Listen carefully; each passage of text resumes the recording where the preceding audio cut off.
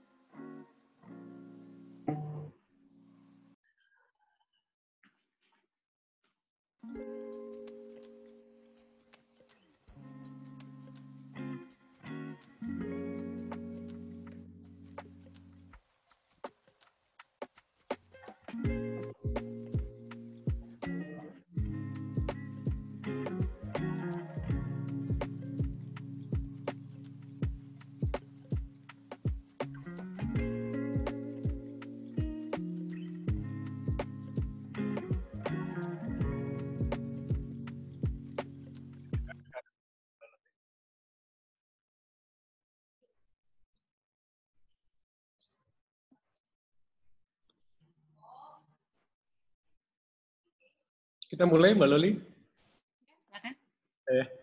Oke, terima kasih buat rekan-rekan yang sudah hadir di sini untuk mengikuti pelatihan live training dari prakerja.org.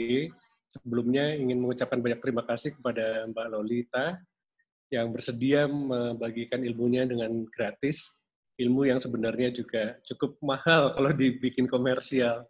Tapi kita coba semuanya itu serba gratis yang ada di prakerja.org. Selamat datang buat teman-teman sekalian. Untuk mempersingkat waktu, kita mulai saja. Tapi saya kenalin dulu Mbak Loli ini, saya yakin peserta di sini juga sudah banyak yang mengenal beliau. Tapi bagi yang belum, Mbak Loli ini sudah 20 tahun lebih pengalamannya di bidang keuangan, khususnya di financial planning, dan pernah terlibat di berbagai bidang, mulai dari auditor, dari juga bertindak sebagai CFO di satu perusahaan, dan juga sebagai personal atau konsultan financial planning. Mari kita mulai langsung dengan Mbak Loli. Nanti kalau ada pertanyaan buat rekan-rekan, itu ditanyakan melalui chat saja, jadi supaya konsentrasinya penuh kepada apa yang materi yang dibawakan oleh Mbak Loli. Nanti dari chat itu kita coba sampaikan pertanyaannya dan untuk dijawab oleh Mbak Lolita. Oke, terima kasih. Silakan Mbak Loli. Terima kasih Om Largo. Oke, rekan-rekan semua saya mulai ya, saya share screen-nya dulu.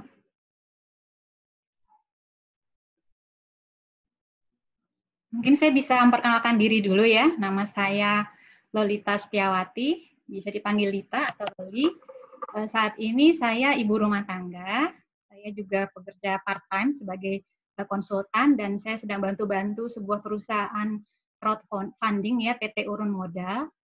PT Urun Modal ini bergerak di bidang crowdfunding, jadi mengumpulkan masyarakat untuk investasi di bidang kuliner. Jadi saya masih bantu-bantu aja karena perusahaan fintech dan saya tertarik belajar itu juga. Dan sebelumnya saya adalah auditor sejak tahun 99. Kemudian sekarang saya sedang mengikuti pendidikan Certified Financial Planning di MMUGM. Nah, ini sedang berlangsung, namun karena kondisi pandemi sekarang, jadi kami pending dulu menunggu keputusan apakah bisa kelas online atau tidak. Jadi sambil mengisi waktu, saya ingin share sedikit ilmu dan pengalaman terkait financial planning. Ya, mulai ya, topiknya kali ini adalah tips keuangan di masa pandemi. Nah, seperti kita ketahui, sekarang ini kan karena adanya wabah virus corona, jadi banyak masalah perekonomian di negara kita. Saya close dulu yang ini ya, agak mengganggu. Nah, menurut data yang ada sekarang ini ada 37.000 UMKM terdampak, kemudian ada 3 juta orang di PHK, dan ada pemotongan gaji dan cuti tanpa dibayar. Nah, ini kejadian seperti ini tentunya tidak pernah kita bayangkan sebelumnya ya, akan terjadi begitu lama, yang saya pribadi sendiri mengira Juni sudah agak aman kondisinya dan ekonomi mulai pulih, ternyata sampai sekarang masih belum jelas sampai kapan. Bisa jadi pandemi seperti ini bisa berlangsung lama, bisa sampai dengan setahun. Nah, dengan kondisi seperti ini, bagaimana kita mengantisipasi, khususnya dalam hal keuangan pribadi ya. Kalau keuangan perusahaan sudah banyak yang memikirkan ya, termasuk pemerintah sendiri juga sudah memikirkan tentang keuangan perusahaan dan UMKM.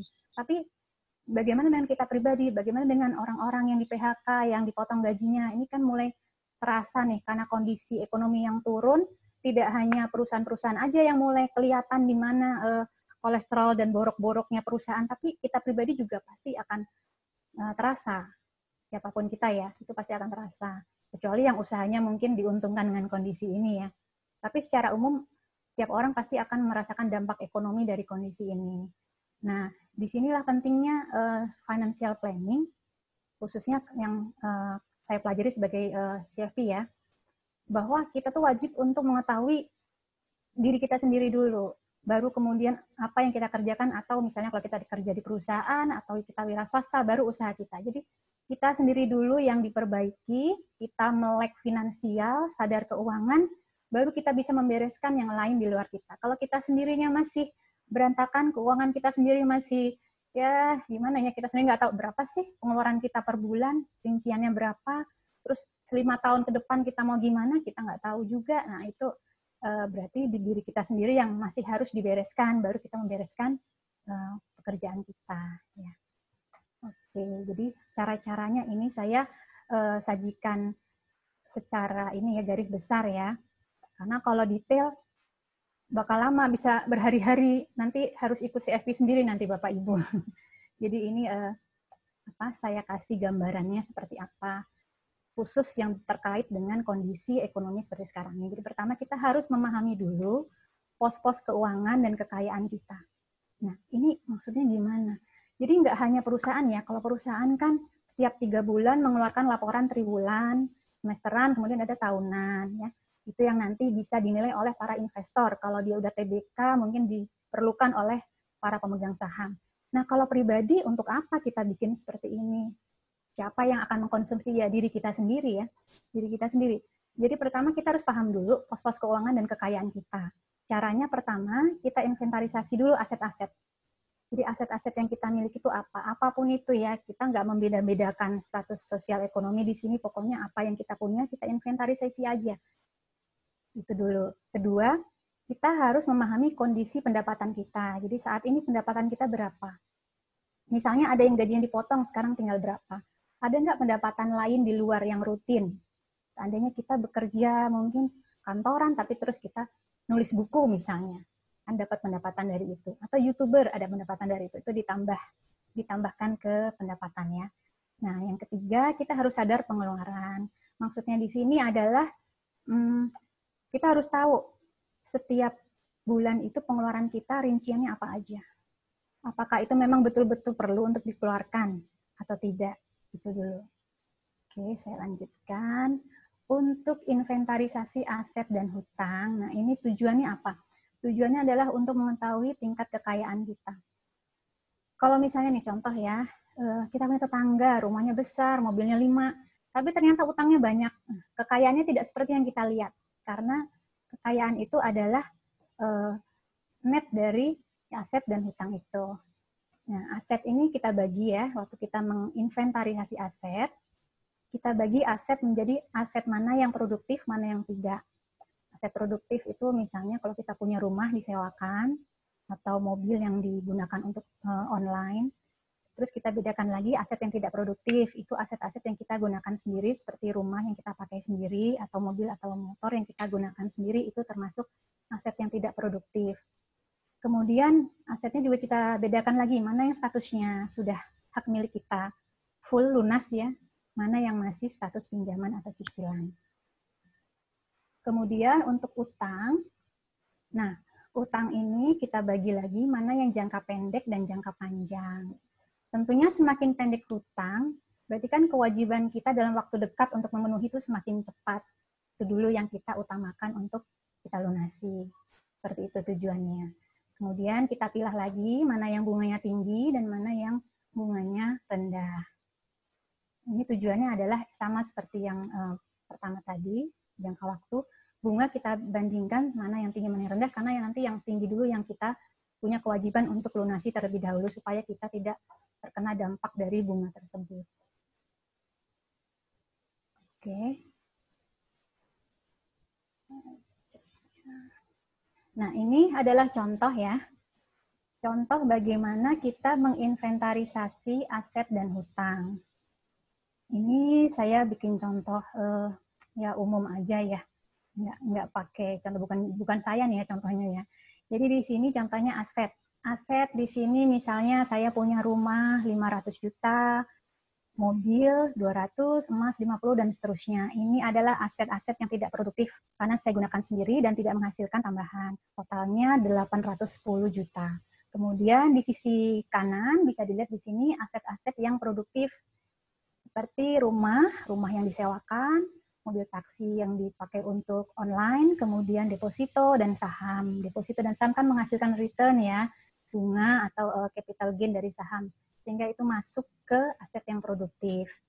Ini kita jumlahkan juga, jadi total aset di sini 1,45 miliar. Kemudian kita hutang kita. Hutang dibagi lagi, hutang jangka pendek dan jangka panjang. Nah, hutang jangka pendek ini ada misalnya contoh nih kartu kredit, pinjaman online, pinjam ke saudara juga termasuk utang ya. Kredit mobil, total di sini 94 juta. Kemudian ada contohnya nih hutang jangka panjang, KPR 450 juta. Ini di sini kita total hutangnya 544 juta. Jadi total kekayaan kita itu yang sebenarnya adalah total aset dikurang total hutang. Di sini jadi 1,45 miliar dikurang 544 juta, jadi 906 juta rupiah. Ini adalah kekayaan murni kita sebenarnya ya, bukan yang 1,45 miliar yang kelihatan sama orang di luar. Nah, ini yang ada saya tanda-tandain highlight kuning ini prioritas yang harus dilunasi lebih dahulu ya, karena bunganya tinggi dan tidak produktif. Maksudnya tidak produktif di sini adalah biasanya kartu kredit kan untuk konsumsi, entah itu makan ke restoran atau pakaian atau barang-barang gadget ya, biasanya orang suka beli gadget pakai kartu kredit, itu kan tidak produktif ya dan nilainya terus turun. Jadi tidak sebanding antara utang kita dengan nilai barang yang sudah kita beli yang nilainya terus turun. Jadi sebaiknya itu dulu yang dilunasi. Oke, seperti kesehatan tubuh, keuangan juga perlu di check up ya, semacam medical check up. Ini kita sebutnya financial health check-up. Kita harus mengetahui gimana kondisi keuangan kita, itu dulu yang utama, seperti yang telah saya sampaikan tadi. Jadi kita, ini sesederhana kita tahu berapa pendapatan dan berapa pengeluaran, berapa kas yang masuk atau dana yang masuk, dan berapa dana yang kita keluarkan setiap bulan. Nah, seperti itu. Jadi itu aja dulu deh, yang basic banget, kita pegang, nanti selanjutnya insya Allah lebih mudah. Nah, pendapatan ini kita harus memahami pos-pos pendapatan kita apa aja. Kemudian mana pendapatan yang rutin, mana yang tidak. Untuk yang entrepreneur, wiraswasta kan pasti tidak pernah rutin ya jumlahnya. Nah, ini kan beda situasinya dengan orang yang dapat gajian kantor. Kemudian kita buat perkiraan bulanannya untuk pendapatan setiap bulan, kira-kira untuk 12 bulan ke depan itu berapa. Ini kita sebaiknya menginventarisir sedetail itu.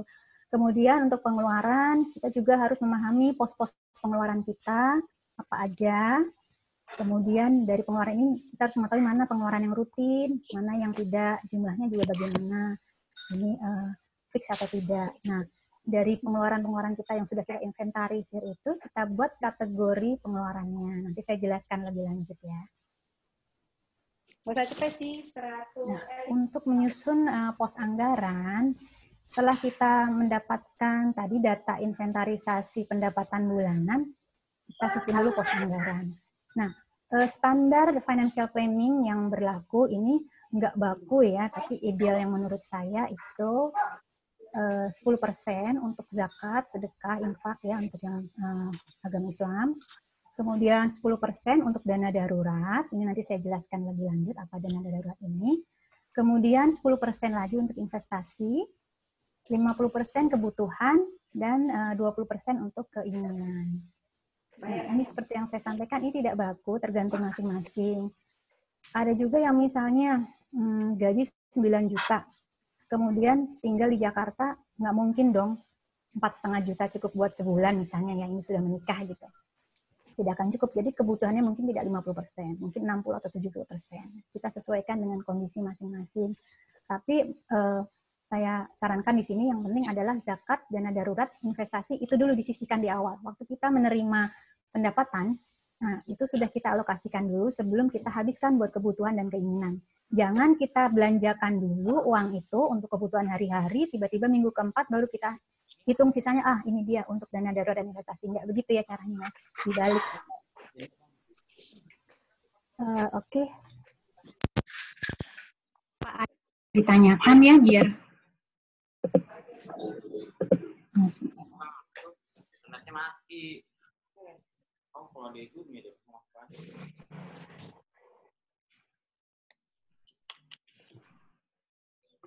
Apa ada yang ditanyakan dulu mungkin? Om Largo, apa mau kita lanjut aja atau gimana? Lanjut aja. Sebenarnya ada yang saran suaranya kecil, kalau bisa pakai mic. Tadi saya sudah pakai mic. Oh, sudah pakai mic ya, pakai headset ya? Iya. Oke. Dilanjutkan dulu aja, Mbak. Nanti pertanyaannya teman-teman di chatnya belum ada yang nanya sementara ini. Oke, baik. Saya lanjut ya. Ini saya pakai mic. Jelas nggak ini Om Largo? Ya, jelas. Jelas ya.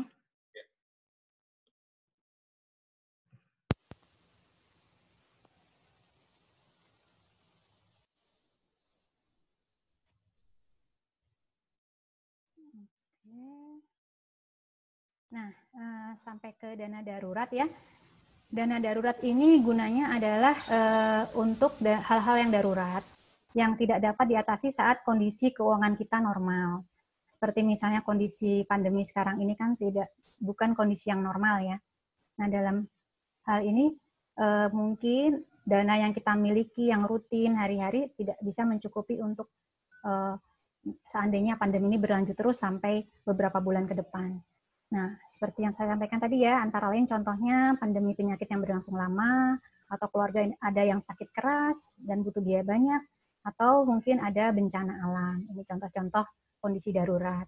Nah, dana darurat ini penting untuk siapa? Untuk semua orang penting, khususnya untuk pekerja lepas, itu paling penting karena pendapatannya yang tidak stabil ya. Jadi harus ada dana darurat untuk disimpan dalam kondisi nanti kalau dibutuhkan. Jumlah ideal dana darurat untuk yang masih single itu sekitar 4-6 bulan. 6 bulan itu yang ideal ya. 6 bulan ini adalah 6 bulan pengeluaran, bukan pendapatan. Jadi misalnya kita pendapatan 10 juta, pengeluaran 6 juta, nah berarti 6 dikali 6 bulan. Itu adalah jumlah ideal dana darurat untuk yang single. Kemudian yang sudah menikah dan sudah punya anak, ini harus 12 bulan pengeluaran. 9-12 ya untuk yang berkeluarga, tapi kalau sudah punya anak sebaiknya sampai dengan 12 bulan pengeluaran. Jadi kalau dalam sebulan pengeluarannya 10 juta, maka dana darurat sebaiknya sebesar 120 juta. Itu yang jumlah ideal ya. Seperti itu. Nah, cara menyimpannya gimana? Cara menyimpannya tentu saja harus yang liquid, karena bisa kapan aja harus kita tarik. Contohnya dalam bentuk tabungan, tapi tabungan ini rekening terpisah dari tabungan rutin yang biasa untuk pengeluaran ya, harus dipisah. Kemudian bisa dalam bentuk deposito, terus emas, dan reksadana pasar uang, karena ini yang relatif agak mudah dicairkan. Nah, cara mengumpulkannya ini tergantung kita masing-masing, tapi umumnya adalah dengan menyisihkan dari pendapatan bulanan, seperti yang tadi saya sampaikan di ini ya, chart pembagian anggaran. Kemudian bisa dari, kalau yang menerima bonus THR, bisa dari situ juga, itu pendapatan tahunan ya, bisa disisihkan untuk dana darurat. Kemudian dengan menjual aset, ini kalau sudah terpaksa tidak bisa menyisihkan pendapatan, terus nggak bisa juga ada pendapatan tahunan, kita dari hasil inventarisasi aset tadi kelihatan kan mana kira-kira nih aset yang paling tidak produktif dan paling tidak kita butuhkan dalam waktu dekat ini, itu dulu yang dijual. Kemudian kita kurangi lagi pos pengeluaran. Nah, ini cara mengurangi pos pengeluaran, tentunya kita harus tahu dulu ya, pos-pos pengeluaran kita apa aja dan berapa besarnya. Seperti itu. Nah, untuk menyusun pos pengeluaran, sekarang tadi kan kita ke pendapatan ya. Nah, ini kita beralih ke pos pengeluaran. Pos pengeluaran ini didasarkan pada, kalau kita mengeluarkan dana, itu kita dasarkan pada kebutuhan dan keinginan, needs and wants. Jadi apa sih bedanya needs and wants ini? Needs itu contohnya sandang, pangan, papan, pendidikan, komunikasi, transportasi. Nah, ini kalau tidak kita penuhi, maka akan berakibat negatif pada diri kita. Itu yang kita sebut dengan kebutuhan. Jadi esensial ya untuk kehidupan kita hari-hari. Kemudian kalau untuk keinginan itu contohnya hobi, gaya hidup, gengsi. Misalnya kalau kita punya hobi apa ya, hobi jalan-jalan, kafe gitu, seperti itu. Ya, anak-anak muda sekarang kan suka ke kafe-kafe, nah itu udah gaya hidup. Kemudian gengsi yang mungkin tas merek apa yang pokoknya fungsinya udah cukup buat kita, tapi karena kita ada unsur gengsi, harus beli tas yang mahal nih, yang branded, itu termasuk dalam keinginan wants. Nah, ini kalau kita tidak penuhi, itu tidak berakibat negatif pada diri kita. Jadi kita harus tanyakan dulu ke diri sendiri, kira-kira kalau kita tidak penuhi, apa ya akibatnya? Signifikan nggak buat kehidupan kita? Nah, kalau tidak, berarti itu termasuk ke kategori keinginan. Nah, selama kondisi pandemi seperti ini, bisa jadi ada perubahan komposisi antara kebutuhan dan keinginan. Nah, contohnya ini, yang naik biasanya adalah karena kita di rumah aja mungkin harus masak ya, kebutuhan bahan makanan akan meningkat.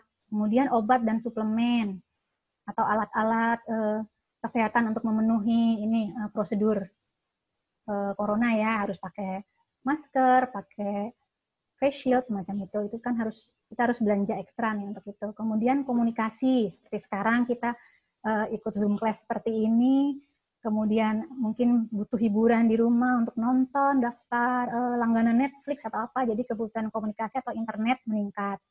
Kemudian listrik ini sudah pasti karena kita di rumah aja, mungkin nyalakan AC terus-menerus ya.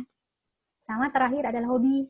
Nah, ini contohnya misalnya ibu-ibu yang tadinya ibu bekerja ya, jarang masak, di rumah aja terus jadi iseng-iseng misalnya baking. Beli oven yang mahal atau loyang mahal, banyak sekarang kan seperti itu misalnya. Nah, di sisi lain pasti ada yang anggaran yang turun, seperti misalnya pakaian, karena kita jarang keluar, jadi ya udah pakaian yang ada aja dipakai terus, itu aja cukup. Kemudian transportasi, kemudian makan di luar ya, karena restoran juga tidak bisa mengadakan makan dining, jadi tidak ada anggaran untuk makan di luar. Kemudian yang sudah menganggarkan traveling atau beli barang-barang yang biasa dipakai untuk bekerja keluar ya, bukan di rumah, itu pasti kan tidak terpakai lagi anggaran-anggaran itu bisa kita alihkan. Jadi karena ada penurunan di sisi sebelah kanan, bisa kita alihkan ke kiri. Nah, kalau yang ternyata yang sisi kiri ini sudah cukup terpenuhi dengan anggaran yang ada, nah sisi kanan bisa kita alihkan ke dana darurat atau investasi. Nah, untuk komposisi pos-pos pengeluaran ini saya kasih ini ya, pembagian kategori. Ada 4 kategorinya, kategori masa depan, hutang, kebutuhan, dan keinginan. Masa depan ini apa aja? Ini bisa kita lihat di chart pos anggaran tadi ya, itu adalah zakat atau sedekah, infak, dana darurat, dan investasi. Oh iya, tadi saya lupa tidak sampaikan, untuk asuransi, sekarang kan banyak nih kebutuhan asuransi kesehatan, itu dimasukkan ke kategori investasi ya, karena itu kan untuk kebutuhan masa depan. Di situ. Kemudian untuk hutang ini contohnya hutang kartu kredit, cicilan bank, pinjaman online, itu masuk ke kategori hutang. Terus kebutuhan kita bagi lagi menjadi 2 kategori, ada pengeluaran rutin awal bulan dan pengeluaran mingguan. Nanti saya jelaskan lebih lanjut untuk yang kebutuhan. Kemudian keinginan, hobi, hiburan, wisata, seperti itu tadi ya, untuk gengsi, gaya hidup. Tuh. Nah, untuk kebutuhan ini kita bagi menjadi 2 kategori tadi ya. Ada kebutuhan yang dikeluarkan awal bulan, sifatnya rutin, dan ada kebutuhan mingguan. Awal bulan misalnya ini di sini listrik atau air, pulsa, kuota ya, kemudian SPP anak, gaji asisten rumah tangga, ini masuk ke kebutuhan rutin awal bulan, karena setiap awal bulan kita keluarkan ya, dan jumlahnya biasanya fix atau nggak melenceng jauh lah dari standar stabil ya. Kemudian ada pengeluaran mingguan, ini biasanya untuk makan, transportasi, jadi yang setiap minggu selalu kita keluarkan sampai bulan berakhir. Nah, kenapa ini perlu dikategorikan? Ini pada saat kita mencatat, itu sudah dari awal sudah kita buat kategori seperti ini. Jadi awal bulan itu, minggu pertama sudah pasti pengeluaran kita paling banyak ya, karena harus mengeluarkan kebutuhan rutin tadi. Nah, kita harus menyisihkan nih untuk pengeluaran kita setiap minggu berikutnya, minggu kedua, ketiga, keempat. Nah, ini kalau ibu rumah tangga biasanya kan ada sistem amplop tuh ya. Dan sekarang karena kita sudah serba dompet digital sekarang, nah ini makanya pentingnya dicatat. Kalau nggak dicatat kan kita nggak tahu ya, tiba-tiba dompet digitalnya kita udah habis. Nah, ini kita perlu catat tiap minggu. Jadi kalau kita tiap minggu bisa mencatat rutin, kita tahu nih, minggu pertama sudah habis sekian, minggu kedua sekian, ketiga sekian. Jadi kita bisa memperkirakan minggu keempat sisanya tinggal berapa. Seperti itu ya. Makanya kita bagi-bagi lagi pengeluaran itu per minggu waktu kita mencatat. Nah, mencatatnya ini seperti apa? Banyak ya metode mencatat, mungkin sudah banyak yang tahu. Ini ada saya sampaikan 3 kategori yang umum.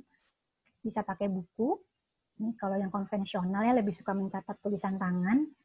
Nah, kalau pakai buku ini mudah dibawa, tapi tidak bisa menjumlah ya. Kita harus pakai kalkulator lagi untuk menjumlah. Kemudian dengan spreadsheet, Excel misalnya. Nah, kalau pakai Excel ini tentu saja jumlahnya udah otomatis dan kita bisa bikin format sesuai yang kita mau ya, customize sesuai kebutuhan kita. Namun kita harus menyediakan waktu khusus karena kita harus benar-benar di depan laptop atau PC dan mengerjakan itu. Nah, nggak apa-apa, ini bisa dikerjakan di waktu-waktu yang udah kita tentukan ya. Jadi anggap aja input pengeluarannya seperti olahraga. Kalau yang biasa olahraga pagi, ya udah pagi terus gitu.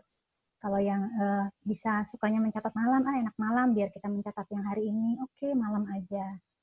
Jadi kalau kita bikin rutin, insya Allah nanti jadi terbiasa. Jadi ada ilmu psikologi itu 30 hari atau 21 hari ada ya. Seperti itu.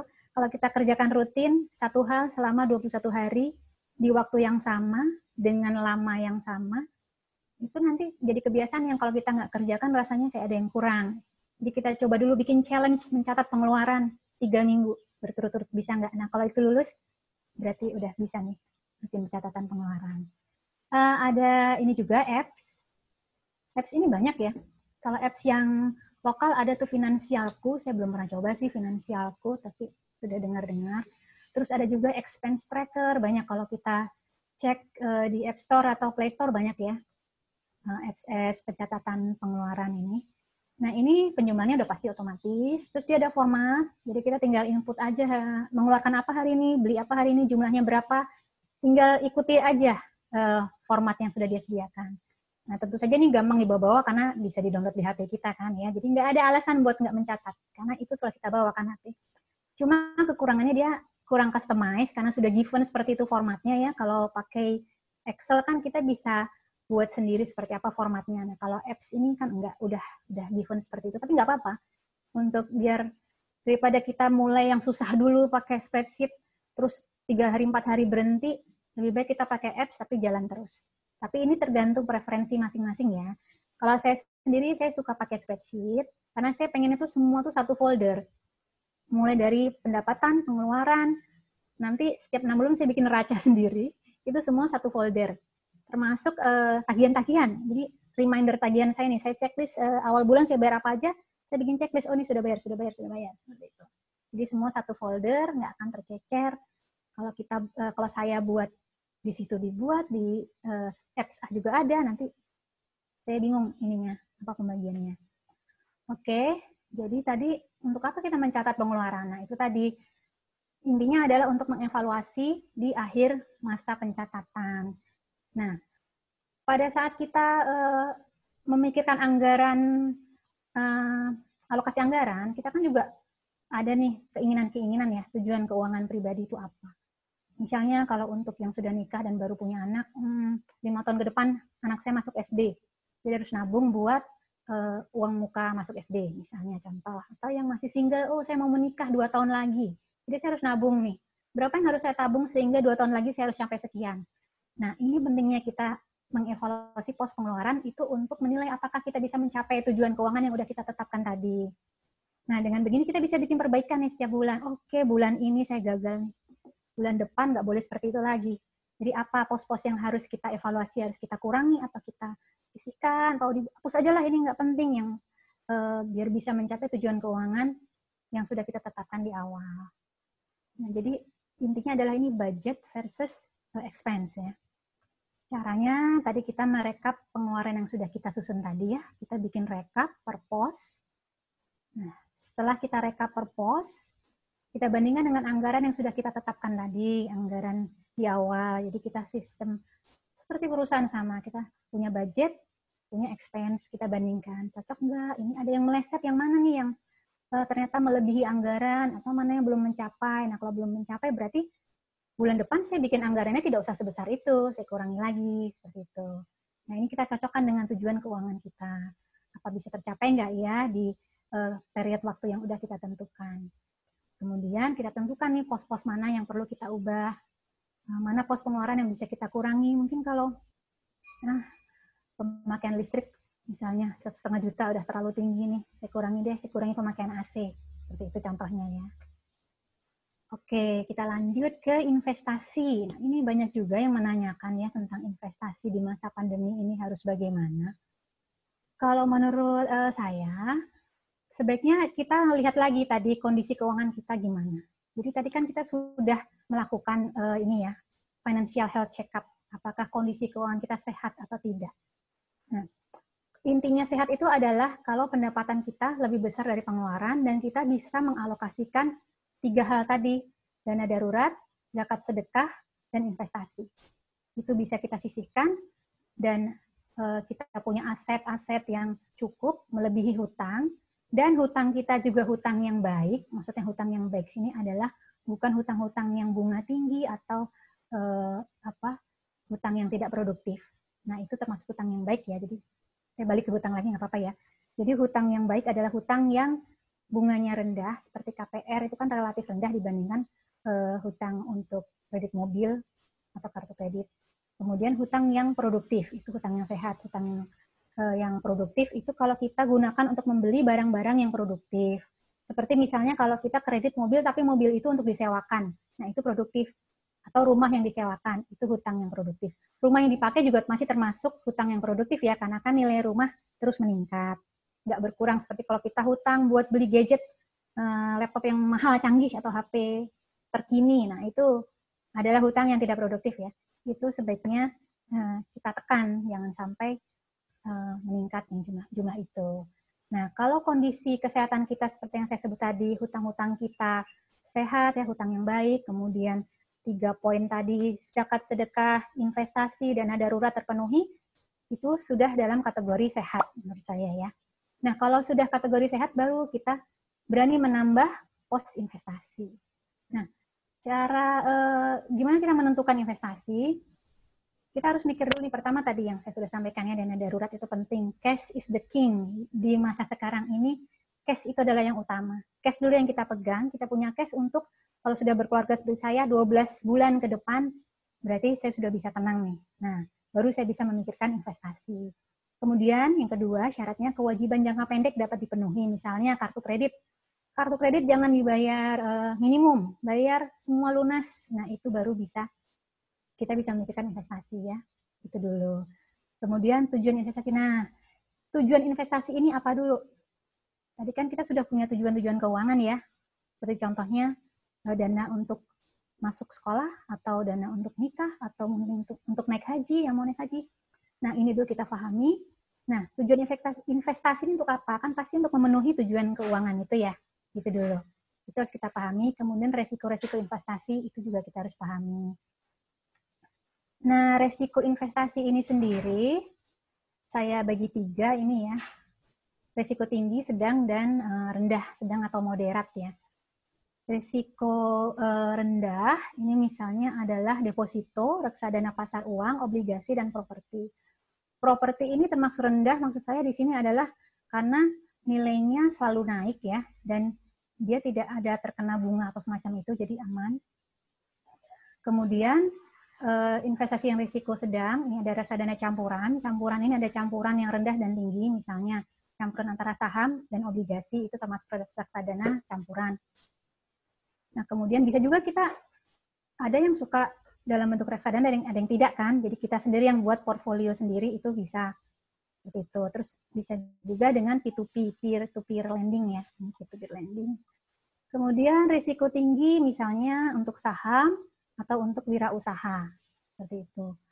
Nah, investasi risiko sedang dan tinggi ini, serta investasi jangka panjang itu hanya gunakan uang dingin. Uang dingin maksudnya di sini adalah uang yang parkir ya, dana kita yang tidak digunakan untuk apa-apa atau tidak ada pos alokasinya sama sekali. Jadi itu benar-benar murni di pos investasi tadi. Misalnya kita sudah menyisihkan investasi setiap bulan 10% dan itu sudah terkumpul, itu tidak terpakai untuk dana darurat, tidak ada kebutuhan dalam 1 tahun, 2 tahun ke depan untuk misalnya daftar sekolah atau beli rumah atau apa. Nah, itu baru bisa kita pakai untuk investasi. Itu yang disebut dengan uang dingin ya. Uang dingin parkir yang kalau seandainya nih kita berani untuk risiko tinggi dan itu nilainya ternyata turun, kita tidak terlalu terpengaruh, hidup kita tidak terpengaruh, itu intinya. Jadi kalau nanti investasi kita nilainya ternyata turun dan hidup kita terpengaruh, berarti itu bukan uang dingin. Ya, seperti itu. Oke, ini investasi secara umum ya. Kalau untuk masa pandemi sekarang, sebaiknya itu tadi. Jadi kita penuhi dulu apa poin-poin anggaran tadi yang 3 macam itu ya. Zakat, dana darurat, investasi itu sudah terpenuhi. Nah, baru nanti uang dingin yang tidak terpakai di kategori investasi tadilah yang bisa kita pakai untuk investasi di masa pandemi ini. Nah, pilihannya apa? Ini tergantung profil resiko masing-masing. Kita ada yang, takut-takut nih, nggak berani investasi saham, ragu ya, karena mungkin tidak punya pemahaman yang cukup. Ya jangan, kalau seperti itu jangan nekat investasi di saham. Tapi kalau kita sudah cukup tahu nih saham seperti apa, atau kita mungkin ada penasehat yang cukup yang oke ya, misalnya ada punya financial planner atau punya broker yang kita percaya, ya nggak apa-apa, asal kita paham betul nih resikonya, suatu saat nilai saham itu kan bisa turun ya gitu. Sama juga dengan wirausaha, kita harus lihat dulu seperti apa usahanya, baru kita bisa investasi. Tapi ya kita harus paham itu, kalau suatu saat bisa saja kita merugi. Nah, yang aman sekarang adalah kalau ada orang bilang, oh emas atau dolar ya, dolar udah terlanjur tinggi. Jadi mungkin enggak lah itu ya. Kalau emas, menurut saya emas itu bukan investasi ya. Emas itu adalah dana darurat kalau saya ya. Menurut saya dana darurat, karena apa? Investasi emas ini, maksud saya emas itu kan nilainya meningkat sesuai dengan inflasi. Jadi fungsinya hanyalah untuk mempertahankan supaya dana yang kita miliki itu tidak tergerus oleh investasi. Itu emas. Jadi emas ini seperti kalau orang-orang dulu ya, mungkin orang tua atau kakek nenek kita dulu menyimpan emas tuh, nanti kalau mau dipakai baru kita jual, seperti itu kan. Nah itu fungsinya sama seperti dana darurat. Jadi kalau udah kepepet nggak ada apa-apa, baru itu yang dijual. Itu jadi fungsinya emas kalau menurut saya adalah sebagai dana darurat. Nah untuk saham kan sekarang sedang bagus ya harganya ya, itu bisa jadikan opsi. Namun sekali lagi kita harus paham resikonya dan harus paham fundamental perusahaannya. Nah, kalau tentang rincian tentang itu mungkin tidak bisa saya sampaikan di sini ya, terlalu banyak nanti. Oke. Mungkin itu dulu dari saya. Apakah ada kalian atau mungkin ada yang mau share tips lain atau ada pengalaman, mungkin silakan.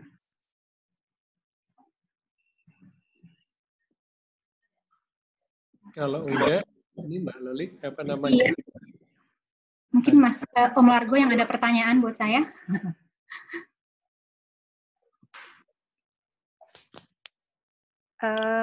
Selamat pagi, Mbak.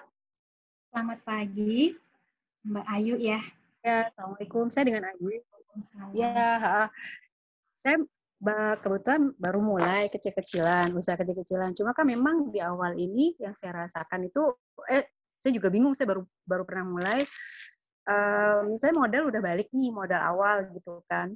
ya memang untung kan belum berasa. Nah itu baiknya keuntungan yang belum berasa itu akhirnya kejadiannya gini. Saya karena mungkin untungnya itu belum terlalu masih proses, belum besar. Buat saya prinsipnya yang penting modal utama balik dulu agar kita bisa putar lagi, either buat aset atau buat beli bahan baku gitu. Nah sebaiknya bagaimana ya Mbak? Pengaturannya gitu buat usaha yang baru mulai kecil-kecilan ini. Gitu. Berarti ini keuangan perusahaan ya, bukan pribadi ya? Iya, nggak apa-apa.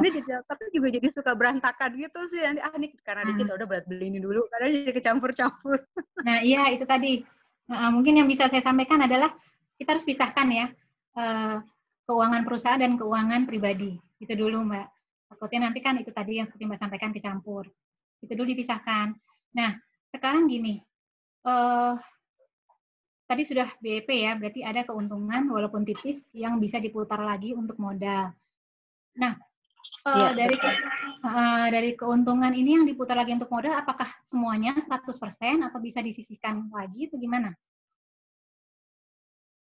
Jadi ada sih yang bisa. Jadi kadang-kadang saya putar buat bahan baku. Jadi karena memang ini produksinya makanan, jadi kan saya suka seling biar konsumen nggak bosen. Jadi kalau ada sisa ya paling saya kadang-kadang suka sisihkan buat beli misalnya beli oven atau beli perangkat baking baru gitu kan. Tapi ya ujung-ujungnya pas kadang-kadang suka ada kesulitan juga akhirnya karena miss di perhitungan begitu saya mau beli modal menu yang kemarin ya bahan baku yang buat sebelumnya kurang gitu kan. Akhirnya volumenya berkurang gitu. Nah. Jadi intinya Mbak Ayu harus nambah lagi modal ya kalau kayak gitu kondisinya ya, ya kan? Sepertinya demikian. Cuma sampai ada teman saya yang mau invest gitu ya, saya sampai takut sendiri gitu karena saya juga masih belum bisa memanage gitu kan dengan dana saya. Gimana kalau ada orang masuk gitu lebih ribet nanti takutnya. Tapi satu sisi saya juga perlu perputaran modal itu gitu Mbak. Mbak Ayu pernah membuat perhitungan nggak? Jadi sebaiknya Mbak Ayu bikin perhitungan untuk usaha ini. Nah itu kan setiap bulan buat perhitungan ininya laba ruginya. Jadi berapa? Kayak sederhana sih. Belum saya kasih ke spreadsheet gitu. Karena kadang-kadang suka udah ini biasa konsistensi itu tadi ya Mbak ya. Iya harus. Menurut saya itu harus ya setiap bulan harus buat semacam laporan laba rugi itu aja dulu. Berapa income-nya, yang pendapatannya ya, gross-nya berapa, terus HPP-nya berapa, harga pokok produksinya berapa, biaya lain-lain seperti misalnya listrik harus dibuat juga perkiraannya. Oh iya betul. Komunikasi itu masuk biaya. Kalau itu listriknya dipakai buat oven misalnya ya, nah itu yang termasuk ke harga pokok produksi ini bahan makanan itu. Nah dengan kayak gitu kan, jadi Mbak masukin aja semua apa aja nih yang kepake komponennya ya. Produksi komponennya apa aja selain bahan baku ya jangan. Jadi Mbak Ayu jangan berpikir hanya bahan baku itu aja modalnya enggak. Oke. Ada biaya-biaya lain yang menyertai kan, listrik segala macam. Iya, betul. Nah, itu harus ditambahkan sebagai biaya overhead cost ya istilahnya. Overhead. Berarti saya mulai disiplin dulu nih ya masalah pencatatan ya Mbak ya. Ya, itu dulu aja. Nanti kan ketahuan di waktu Mbak udah bikin perhitungan itu laba rugi, ketahuan nih di mana besarnya. Ternyata kalau semua overhead cost sudah saya masukkan, kok untungnya tipis banget ya. Bisa jadi harga jualnya mungkin terlalu rendah. Oh ya ini ya. Gitu.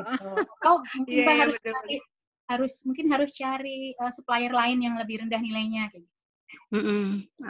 Jangan Mbak jual terlalu rendah kan kasihan udah capek-capek ternyata nggak ada profit. Iya benar. Oke. Ya saya coba Mbak hari ini dirapin semuanya. Oke, makasih Mbak. Lancar ya Mbak ya, sama-sama. Makasih juga. Mungkin ada yang lain yang ditanyakan?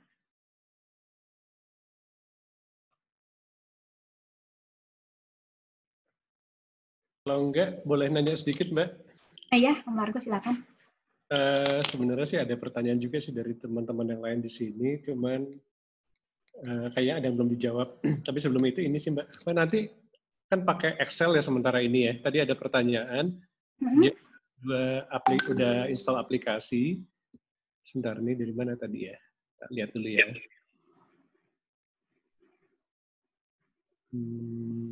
oh ini dari Pak Jatmiko, saya pernah install aplikasi keuangan di Play Store. Ya. Apakah cukup, bagus apa enggak? Tadi kan Mbak Loli saranin pakai Excel dulu atau pakai spreadsheet dulu aja supaya fleksibel, semuanya bisa diatur gitu. Sebelum pertanyaannya Pak Jatmiko, pertanyaan itu nanti Excel-nya ada template-nya yang bisa di-share nggak Mbak? Jadi kita nggak mesti bikin dari awal. Oke. Jadi gini, kalau apps menurut saya udah cukup bagus ya untuk pemula. Saya sarankannya sebenarnya apps dulu atau ya apps aja dulu untuk pemula. Karena kalau spreadsheet karena di awal sudah rumit, nanti malah memulainya berat.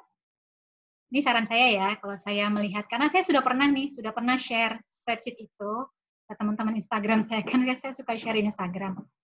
Nah, saya share ke mereka itu, terus saya tanya balik gimana, dilanjutkan nggak spreadsheet yang sudah saya share itu, spreadsheet saya dikerjakan nggak? Padahal sebagian besar enggak, karena untuk memulainya mereka udah males. Mungkin terlalu rumit kalau dibagi seperti itu. Tapi nggak apa-apa, boleh sih saya share. Dan belum tentu cocok juga buat semua orang ya, karena itu kan custom ya, dia punya consideration sendiri untuk nyusun, even untuk alokasi, klasifikasi tadi itunya, chart of account-nya lah gitu ya, itu juga bisa beda ya tiap orang ya. Harus dimodifikasi lagi. Jadi ini kayak trial and error ya. Saya sendiri juga merubah-rubah kok setiap berapa bulan sekali. Pasti ada yang harus disesuaikan.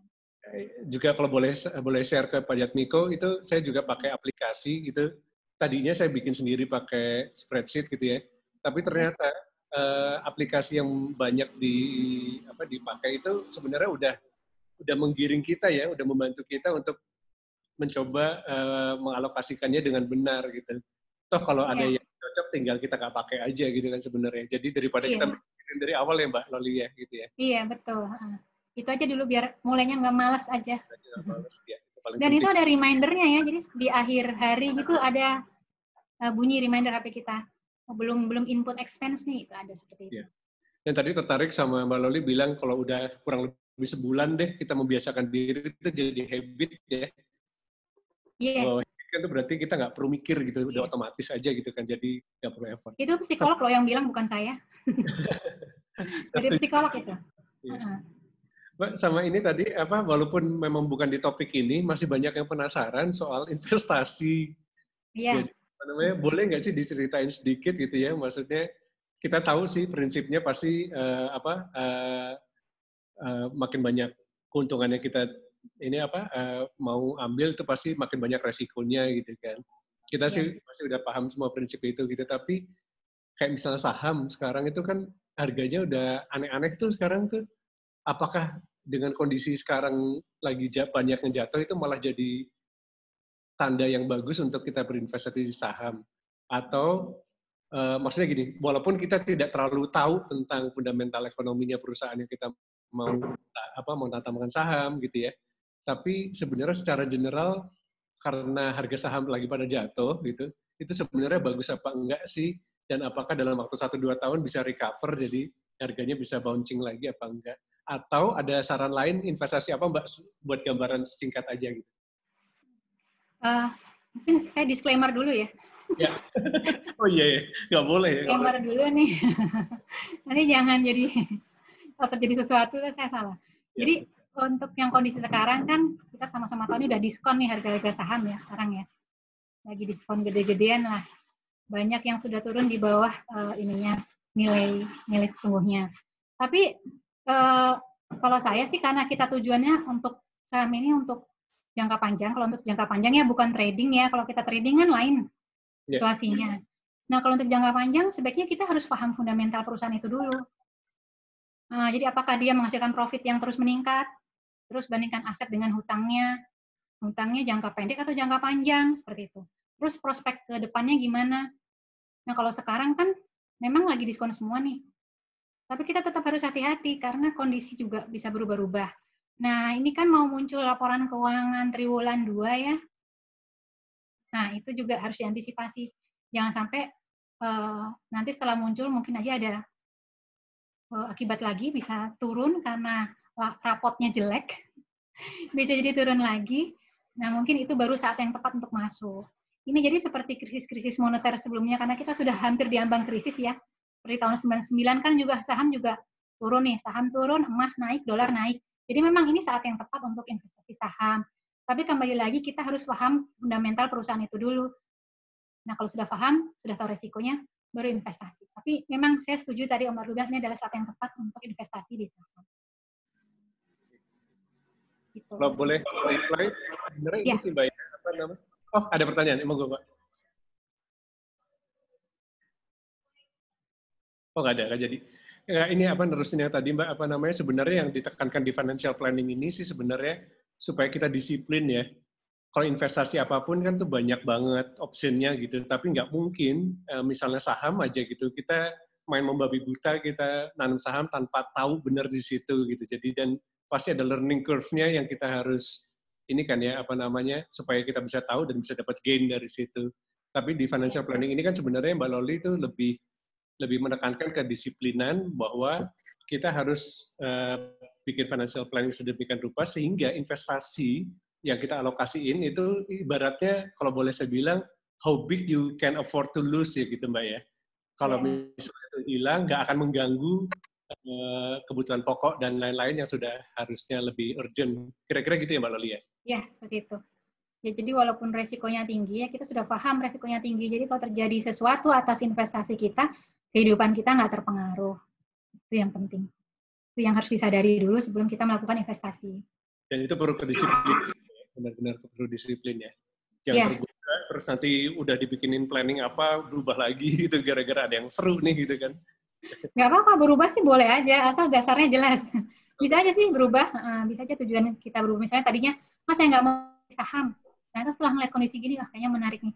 Boleh aja berubah seperti itu, nggak apa-apa, asal kita sadar betul itu resikonya, dan kedua tadi, kondisi keuangan kita memang memenuhi syarat untuk itu. Makanya kembali ke kondisi keuangan kita dulu yang diperbaiki, baru kita bisa lakukan action. Itulah intinya. Ya.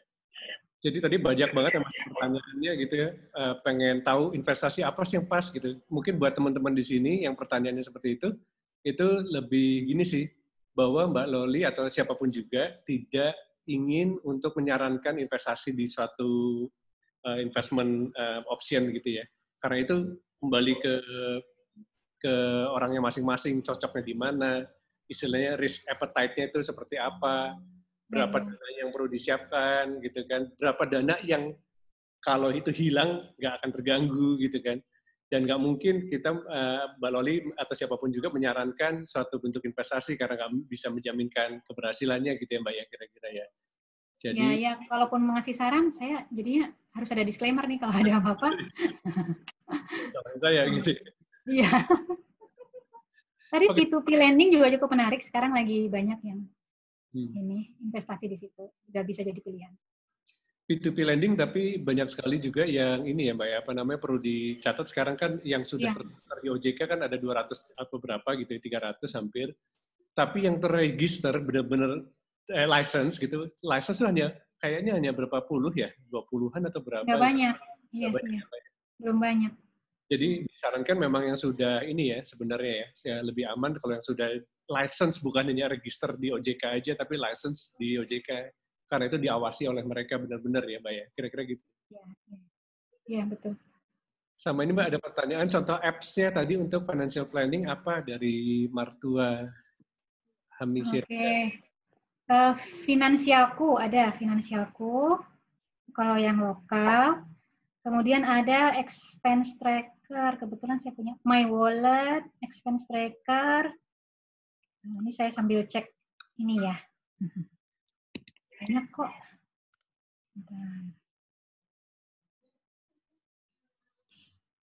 Oke.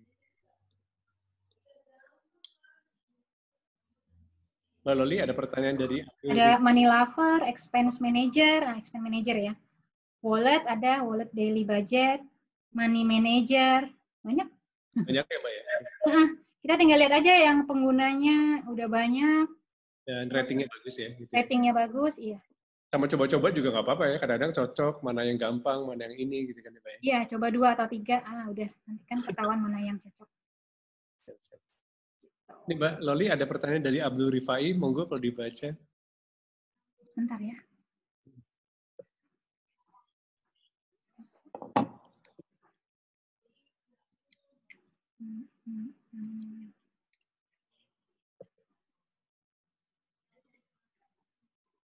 Saya belum bisa menemukan ininya, chatnya.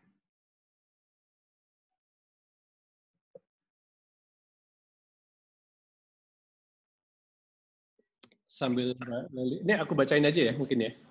Nah, saya belum bisa menemukan chatnya soalnya. Paling agak terakhir. Saya kehilangan chatnya. Oke. Dari Abu Rifai terkait investasi dalam bentuk emas bukan bagian dari investasi. Saya nggak tahu nih pertanyaannya mana terhadap. Oh ya. Oh, ini dia pertanyaan. Saya bacakan ya. Boleh dijelaskan lebih lanjut terkait investasi dalam bentuk emas yang menurut pendapat Ibu bukan sebagai bagian dari investasi, yang mana memang terdapat dua mazhab terkait emas ini. Misal, sekelas Warren Buffett menganggap emas bukan instrumen investasi, sedangkan sebagian orang-orang kaya dunia menanamkan investasi pada emas tersebut. Oke. Jadi seperti yang saya jelaskan tadi, karena nilai emas ini kan biasanya naik sesuai dengan inflasi ya, tapi return-nya sendiri rendah. Saya sebenarnya ada data tapi saya harus cari dulu. Jadi kalau dibandingkan dengan investasi-investasi yang lain, return dari emas tuh relatif sangat rendah. Dia hanya berjalan sesuai dengan inflasi. Nah, makanya nggak cukuplah untuk dibilang sebagai return investasi. Seperti itu. Itu hanya untuk menyelamatkan dana kita supaya nilainya tidak menyusut oleh waktu. Kayak gitu ya. Saya sih setuju sama Warren Buffett. Mungkin apa ya? Yang dimaksud dengan orang-orang kaya dunia menanamkan emas. Nah, ini mungkin lain mungkin ininya ya, formatnya ya. Karena ada beberapa seperti pasar komoditi atau semacam itu mungkin yang dimaksud dengan yang orang-orang kayak menanamkan investasi dalam emas ini ya, dalam bentuk komoditi mungkin. Ini saya juga kurang paham tentang ini ya. Oh ya, untuk emas bisa juga kita kan nggak harus menyimpan dalam bentuk emas batangan ya, bisa dalam bentuk tabungan, seperti Pegadaian itu kan ada tabungan. Juga kalau yang tidak mau menyimpan fisik emasnya bisa dengan tabungan emas. Ada lagi yang lain ya? Oke, investasi dolar. Ini ada yang tanya, dolar sekarang udah terlanjur tinggi ya. Saya sih, kalau saya pribadi kurang menyarankan, kalau belum punya ya. Kalau sudah punya nggak apa-apa, tambah sedikit-sedikit sih nggak masalah. Mengganggu nilai tukar rupiah, oh ya pasti. Tapi kan itu kalau kita ini yang pemegang dana besar, oke, mengganggu. Tapi kalau cuma dikit-dikit kan nggak masalah ya. Kenapa emas dianggap sebagai pencadangan negara yang oke? Ya itu tadi, karena investasi, maksud saya karena inflasi ya. Dia naik meningkat nilainya sesuai dengan investasi. Jadi untuk cadangan bagus. Berapa income kita baru boleh mulai investasi? Income berapapun bisa mulai investasi, karena investasi bisa dimulai dari dana yang kecil. Nggak masalah. Kayak seperti saham, kita bisa beli satu lot dulu, satu lot berapa, macam-macam kan harga saham. Satu lot ada 500.000 juga bisa dapat satu lot. Nah, itu. Jadi mulai dari yang kecil dulu justru investasi. Kalau kita nunggu uang tabungan kita besar baru investasi, bisa lama. Jadi seberapapun nilai yang kita punya, yang kita tabung untuk investasi, itu yang bisa kita pakai. Nggak masalah. Apa? Ada lagi yang belum jawab ya? Oke. Ini nomor selanjutnya itu. Kalau belum tadi ada dari Ayu, dia menanyakan pengeluaran kalau di luar anggaran apa yang dilakukan. Mungkin ini terkait dengan pertanyaan ini sih Mbak. Sebaiknya revisi atau di-review lagi planning kita itu per bulan atau per minggu, atau maksudnya kalau dibiarkan ada kesalahan tunggu dulu aja sampai bulan berikutnya kita review dan kita ubah, atau gimana Mbak? Kalau terjadi pengeluaran di luar anggaran atau ada yang apa gitu. Ya, ini memang ada ya.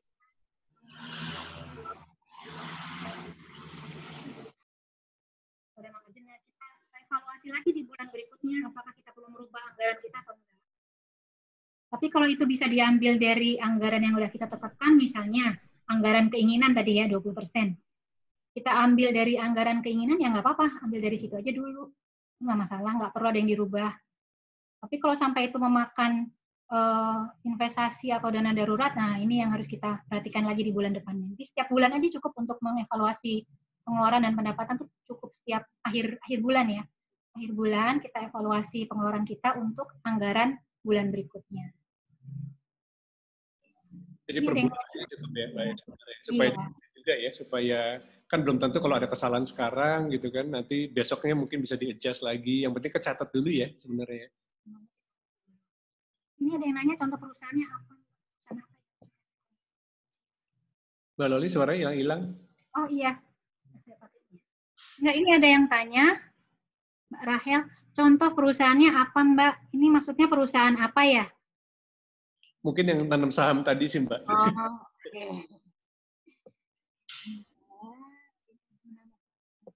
Ini ada lagi yang tanya, bagaimana cara menambah pemasukan di rumah aja? Minta request peluang usaha masker, mendapat masker dengan modal sedikit, apa harus bikin sendiri atau minta bantuan tukang jahit? Harus jadi penyalurnya aja, bagaimana? Wah, bisnis masker. Nah, kalau Mbak Rahel punya kemampuan untuk produksi sendiri, kenapa enggak? Mungkin bisa mengajak teman atau tetangga untuk kolaborasi yang bisa menjahit, kalau misalnya nggak bisa. Jadi kalau kita ragu dengan kemampuan kita, lebih baik kita cari ahlinya aja, nanti kita yang pemasarannya aja gitu Mbak. Jadi penyalur juga boleh, jadi penyalur kan malah gampang ya. Bisa jadi dropshipper, nggak usah pakai modal, bisa juga. Tapi kan sekarang udah banyak penjual masker ya Mbak ya, jadi harus ada inovasi nih. Masker yang apa nih kira-kira yang paling dibutuhkan orang saat ini? Harga sekitar berapa, seperti itu nih harus ada survei dulu Mbak Rahelnya. Supaya pas nanti pasarnya ya Mbak. Saya kok jadi ini penasihat bisnis, padahal saya bukan. Oke, ada lagi yang bilang investasi. Ini pertanyaan lagi ya. Investasi apa yang lebih cocok untuk mahasiswa?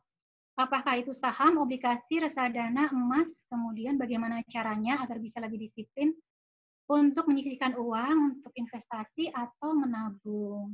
Nah, kalau untuk lebih disiplin ya harus dicatat dulu. Dicatat, terus di awal disisihkan uang yang untuk investasi dan menabung. Menabung ini mungkin untuk dana darurat maksudnya ya. Itu dulu disisihkan di awal ya, kalau untuk mahasiswa. Nih anak saya juga sudah mahasiswa soalnya. Nah, itu disisihkan di awal. Terus tabungan investasi seperti apa yang cocok? Itu semua cocok. Emas, saham, obligasi, reksadana semua cocok. Cuma untuk saat ini memang emas kita tunggu harganya agak turun dulu ya. Ini disclaimer sekali lagi. Saham, nah mulailah sekarang karena sudah cukup umur, mulai bikin account saham. Ya, itu banyak kan perusahaan-perusahaan sekuritas. Bisa download dulu di HP masing-masing, buka rekening RDN, sudah bisa invest saham satu lot ini aja, dicicil aja berapa uang yang disisihkan setiap bulan itu yang dicicil. Obligasi udah bisa juga, boleh. Reksadana ya. Jadi gini, dana investasi yang dimiliki itu jangan semuanya diinvestasikan di satu instrumen. Satu instrumen bisa instrumen saham aja atau obligasi aja, jangan itu ya, dibagi-bagi. Jadi kalau misalnya bulan ini saya beli saham 1 juta, bulan depan jangan beli saham lagi, kita beli emas misalnya atau reksadana. Jadi kita bagi-bagi investasi kita ya, don't put your eggs in one basket ya. Kita bagi-bagi ke beberapa keranjang. Gitu. Oke, tadi sudah saya jawab yang dari Mas Endra. Kelebihan kekurangan dari saham. Oh banyak. Kelebihannya return-nya tinggi kalau kita bisa dapat momen yang pas. Jadi ini momentum ya, beli saham itu momentum. Kalau kita sudah lewat momennya, harga sudah terlanjur naik, tentu saja nanti return-nya tidak akan sebesar yang kita harapkan. Jadi selama kita bisa membeli pada saat momen yang pas dan menjual di momen yang pas juga, itu return-nya besar. Bisa tinggi banget kalau saham. Kekurangan ya resikonya sangat besar. Jadi kita harus paham dulu resikonya ya. Tuh, kemudian posisi hutang lebih besar dari aset, apa yang harus dilakukan? Wah, ini berarti kolesterolnya banyak ya. Ini hutangnya harus diberesin dulu, mulai dari hutang yang bunga tinggi, itu dulu ya. Hutang bunga tinggi, misalnya seperti tadi saya sampaikan, kartu kredit, pinjaman online kalau ada, atau rentenir kayak gitu-gitu, diselesaikan dulu hutang-hutang yang tidak produktif, seperti kendaraan bermotor yang kita pakai sendiri, itu diselesaikan dulu. Nah, cara melunasi hutangnya apa? Nah, sekarang diinventarisasi dulu pendapatannya. Dari pendapatan itu bisa nggak disisihkan untuk melunasi hutang yang besar itu. Itu dulu dari pendapatan ya. ya memang harus dipaksa dikit ya dengan menurunkan pengeluaran misalnya untuk menyisihkan biar pendapatannya lebih bisa ditabung untuk membayar hutang. Kemudian asetnya, aset mungkin ada beberapa aset yang tidak harus dipertahankan, ada yang bisa kita lepas dulu untuk membayar hutang, juga nggak apa-apa. Mungkin ada yang pernah dengar viral cerita 20 juta itu ya, gaji 20 juta dipotong jadi 10, kemudian dia tinggal tersisa 500.000 untuk biaya hidup hari-hari. Nah ini adalah contoh manajemen hutang yang buruk ya, karena dia komposisi hutangnya 50%, hampir 50% dari pendapatan. Dengan begini, dia justru minta bantuan pemerintah kan, karena uangnya tinggal 500 tidak cukup untuk membiayai hidup anaknya yang masih ini kecil. Nah, caranya ya kalau menurut saya bisa mengutip di situ juga, Pak. Jadi orang ini kan punya aset, dia punya rumah, punya mobil, walaupun dua-duanya masih hutang ya dan hutangnya besar. Satu-satunya cara ya jual mobil itu, ganti beli motor. Uang penjualan mobilnya bisa untuk melunasi hutang itu. Itu sih menurut saya. Nah, opsi berikutnya lagi, ya gimana caranya kita bisa menambah pendapatan. Seperti itu. Jadi jangan sampai kita cari hutang untuk menutup hutang kita itu yang tadi mau dilunasi ya. Jadi gali lubang, tutup lubang nanti. Oke, ini ada lagi nanya, takut investasi saham reksadana takut ditipu. Oh, nggak usah khawatir kalau saham asal kita lewat broker atau perusahaan sekuritas yang terpercaya ya, itu tidak ada tipuan. Kalau kita merasa tertipu itu karena kita sendiri, itu resiko yang dari keputusan kita sendiri karena mungkin salah investasi. Jadi nggak usah khawatir lah kalau reksadana atau saham asal kita melalui sekuritas yang bonafit ya. Oke, tadi ini banyak yang mengeluh suaranya nggak ada. Apa ada yang perlu dijelaskan, poin-poin apa ada yang perlu ditambah mungkin ya? Dari penjelasan saya tadi mungkin ada yang ketinggalan, nanti tolong disampaikan aja. Terus tabungan emas seperti di Pegadaian, masuknya mana ya? Nah, ini masuk ke dana darurat kalau menurut saya ya, tabungan emas sama seperti emas secara fisik, emas tabungan di Pegadaian juga bisa kita kategorikan dana darurat. Untuk amannya kira-kira berapa proporsi cash on hand, tabungan, investasi, kredit. Cash on hand ini berarti dana darurat, seperti tadi saya sampaikan, kalau sudah berkeluarga, kalau bisa 12 bulan pengeluaran, kalau single 6 bulan pengeluaran. Ya, cash on hand. Tabungan ini mungkin maksudnya untuk pengeluaran hari-hari ya. Nah, itu mungkin kembali ke masing-masing berapa per bulannya. Investasi, amannya berapa investasi? Wah, sebanyak-banyaknya. Berapa yang bisa kita sisihkan untuk investasi, sebanyak-banyaknya masuk aja ke investasi. Kalau bisa keinginan kita tekan, masukin aja ke investasi. Untuk sekarang ini adalah saat yang tepat untuk mulai investasi ya. Jadi keinginan kurangin aja, masukin aja ke investasi, itu saran saya.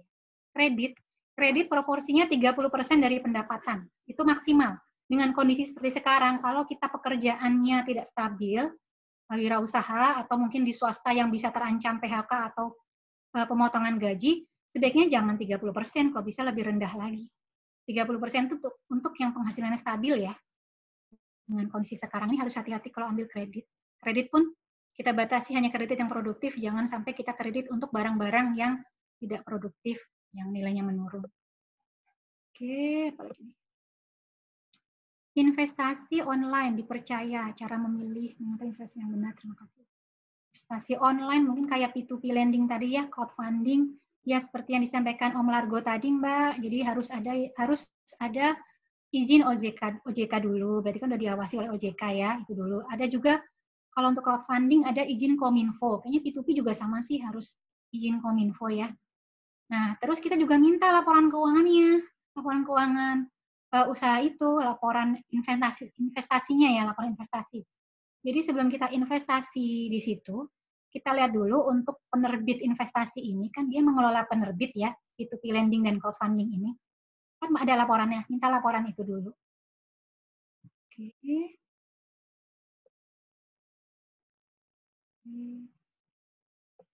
Suara nggak ada. Ada yang investasi aplikasi keuangan di Play Store. Oke, perencana keuangan, output dari aplikasi tersebut bisa cukup bagus untuk membantu dan pengelolaan keuangan. cukup bagus. Semua aplikasi keuangan yang yang ratingnya tinggi sudah cukup bagus. Terkait perencanaan keuangan, apakah sarannya selalu menyarankan untuk membeli asuransi jiwa? Oh, enggak sih, ini kembali ke masing-masing. Tapi sebaiknya asuransi kesehatan dan asuransi jiwa itu memang kita perlu ada ya. Kalau financial planner biasanya menyarankan, ya harus punya asuransi jiwa dan asuransi kesehatan sekarang ini terutama. Asuransi sistem link, bukan kasih sistem. Iya, betul. Jadi cash is the key. Situasi seperti ini, cash is the king. Investasi yang minimum, risk apakah yang sesuai? Apakah pasar modal, emas, deposito, reksadana? Risk minimum risk ya emas, deposito, reksadana, pasar uang itu sudah minimum risk ya. Kalau pasar modal kan udah jelas resikonya tinggi. Kalau unit link, ya unit link sekarang lagi rendah karena kan dia pasti beli saham ya. Nilai saham lagi rendah, jadi pasti nilai unit linknya juga pasti turun. Oke.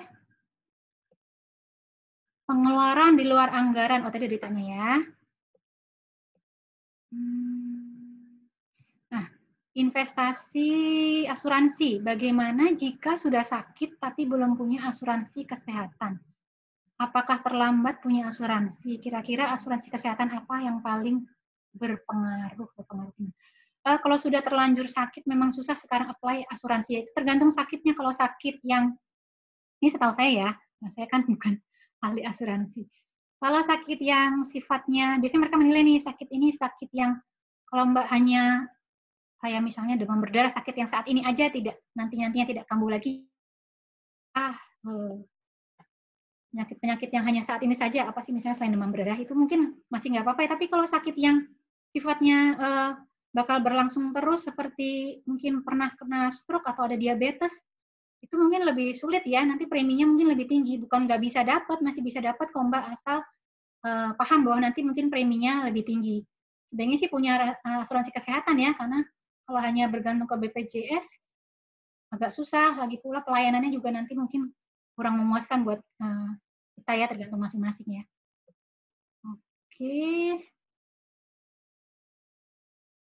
Ada lagi pertanyaan, investasi apa yang paling memiliki prospek positif dengan dana yang terbatas?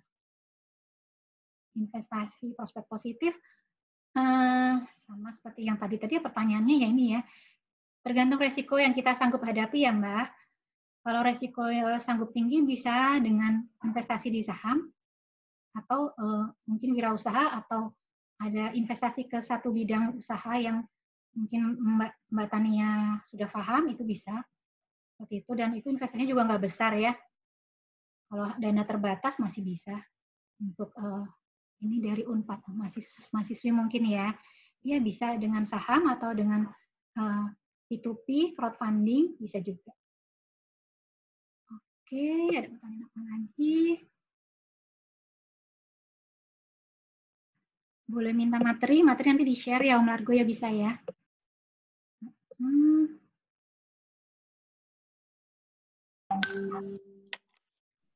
Ini nggak ada pertanyaan lagi ya, cukup ya? Kalau boleh ini sih Mbak Loli, boleh take a look sedikit nggak tuh spreadsheet yang pernah dipakai Mbak Loli gitu. Terus supaya teman-teman di sini juga ada hands-on sedikit gitu, gambaran kira-kira yang kurang lebih bagus tuh kayak apa sih gitu, bikin itunya, pengelompokannya dan pengelolaannya. Share ya. Suara saya masih jelas kan Om Largo ya? Masih. Aku udah ngomong banyak nggak jelas. Jadi kelihatan nih. Dapur saya kelihatan nanti nih.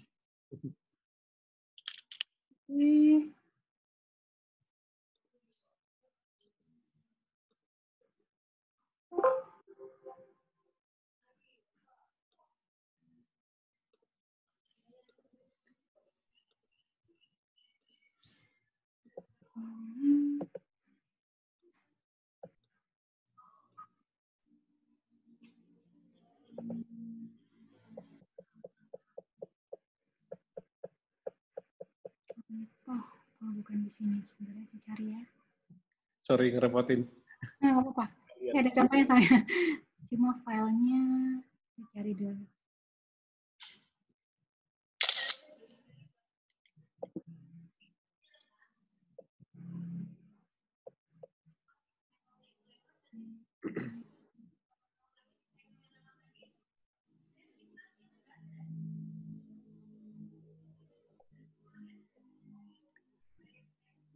bukan di sini.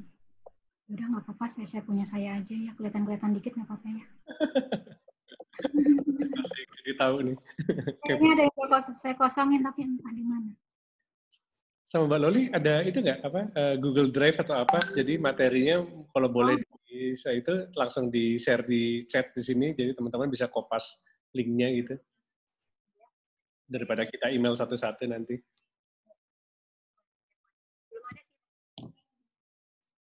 Atau nggak apa-apa nanti kita iniin aja, kita broadcast aja.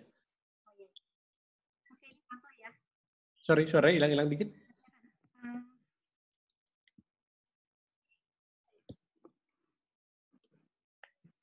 Udah jelas ya? Sekarang udah jelas?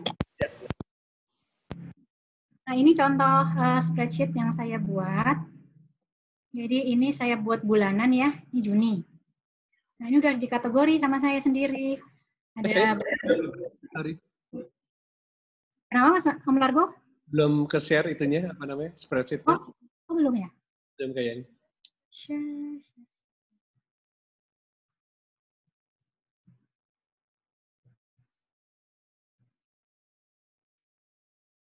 Udah ya?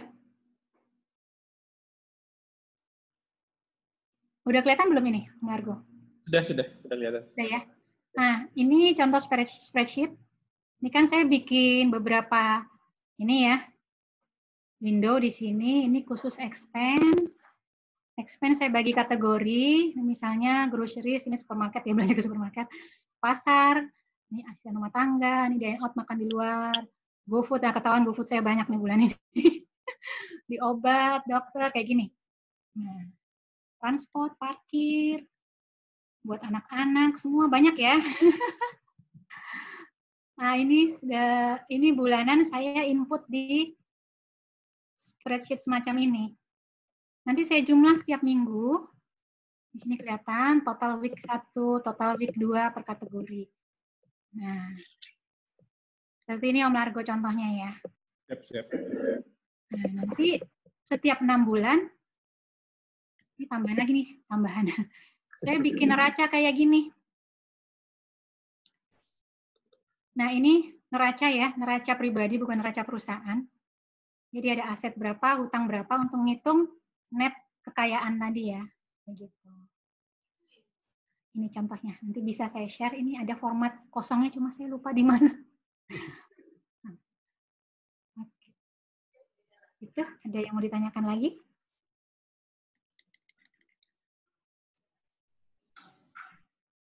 Itu ada kayak di chattingnya ada ya. Oh iya. Tadi yang atas-atas sudah saya jawab ya. Untuk anak-anak gimana ya Bu mengajarkan perencanaan keuangan sejak dini? Ini ya, saya setuju sekali. Ini pertanyaannya bagus, Pak.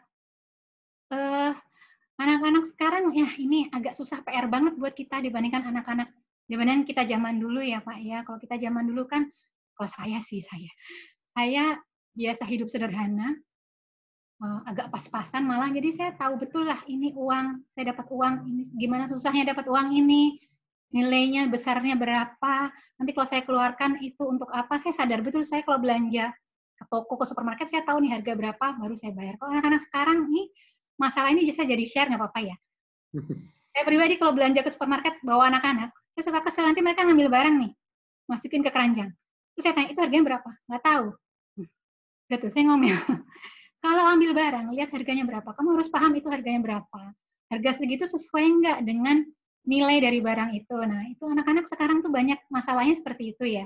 Dan mungkin mereka gampang dapat apa yang diinginkan dari orang tua, jadinya lebih menggampangkan dan nggak tahu cara, belum tahu cara mencari uang. Ini pentingnya untuk mengajarkan perencanaan keuangan sejak ini itu dulu. Lebih baik mungkin Bapak lebih mengajarkan ke nilai uang dulu. Bapak bisa cerita gimana sih kerja, Bapak kerja nih, tunjukkan ke anak-anak saya kerja seperti ini.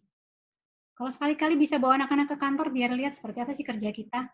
Bapak digaji sekian, sebulan dapat sekian, sehari berarti sekian dibayar. Nah, pengeluaran, ceritakan aja pengeluaran kita sekian. Nah, jadi biar anak-anak bisa memahami, oh itu ya. Dan kalau mereka sendiri kalau kita kasih uang saku untuk anak yang sudah cukup umur SMP, seperti anak saya SMP, saya kasih setiap bulan. Biar dia belajar ngitung sendiri. Kalau waktu SD, sudah saya kasih mingguan. Jadi SD awal-awal dikasih harian dulu. Nanti sisanya ditabung. Tabungan dihitung di akhir bulan. Kalau dia pengen apa-apa, saya tambah dari tabungan itu. Sekarang punya tabungan berapa? Mau beli apa? Oke, perlu nih beli itu. Ya udah, berapa harganya sekian. Tabungannya punya berapa? Ya udah kita tambahin. Begitu Pak. Kalau SMP sebaiknya sudah mulai mengelola dananya sendiri bulanan. Sudah harus. Dan terakhir nanti kalau udah SMA baru mulai sedikit-sedikit diajarkan investasi. Sama untuk mencari uang ya Pak. Mungkin harus diajarkan. Paling mudah diajarin berdagang sih. Anak-anak saya susah diajarin berdagang. Mungkin nggak bakat atau gimana sih, nggak tahu. Tapi itu penting tuh, mengajari anak berdagang itu perlu juga. Jadi biar anak nggak malu untuk menawar-nawarkan ke temannya. Itu udah pendidikan dasar untuk bisnis ya. Nah di sekolah-sekolah sekarang kan nggak ada nih pelajaran untuk keuangan dan bisnis. Tapi ada tuh teman saya, anaknya SMP di Bogor, saya lupa nama sekolahnya apa ya, sekolah Islam, itu ada materi bisnis, jadi anak-anak di situ diajarin, dikasih uang, dikasih modal, disuruh bikin usaha kecil-kecilan, dijualnya ya antar mereka juga, itu udah bagus seperti itu, bisa jadikan contoh untuk pendidikan keuangan untuk anak-anak ya Pak ya. Kemudian apa lagi nih? Kartu kredit cocok sebagai modal usaha rumahan. Oh, saya sih nggak menyarankan ya Pak, kalau untuk kartu kredit dipakai untuk modal usaha. Kartu kredit ini sebenarnya gini, tujuannya adalah untuk mempermudah pembayaran. Jadi kalau pembayaran yang harus pakai kartu kredit kan banyak nih. Kita harus bayar online biasanya ya, atau kita nggak mau bawa banyak, itu baru kita pakai kartu kredit. Tapi kalau untuk modal usaha, kalau udah kepepet banget, ya itu udah kepepet banget ya Pak, baru pakai kartu kredit. Tapi sebaiknya jangan, modal usaha sebaiknya pakai anggaran yang memang sudah kita alokasikan sebagai modal, bukan dari hutang kartu kredit. Investasi menggunakan robot. Nah, ini saya kurang paham nih. Investasi menggunakan robot ini maksudnya bagaimana? Saya kurang paham ya.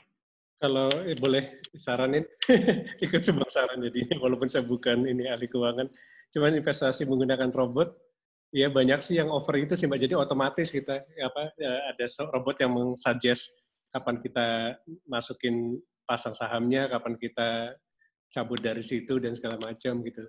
Dan sehingga kita bisa tinggalin gitu, nggak perlu kita liatin tiap hari atau gimana. Banyak sih yang ada kisah-kisah berhasil, tapi juga banyak juga loh kisah-kisah yang tidak berhasil juga gitu, malah jadi loss dan segala macam. Atau at least biasanya tuh gain-nya tidak sebesar apa yang diiklankan gitu. Karena robotnya itu pasti ada parameter-parameter tertentu yang kita harus setting sendiri.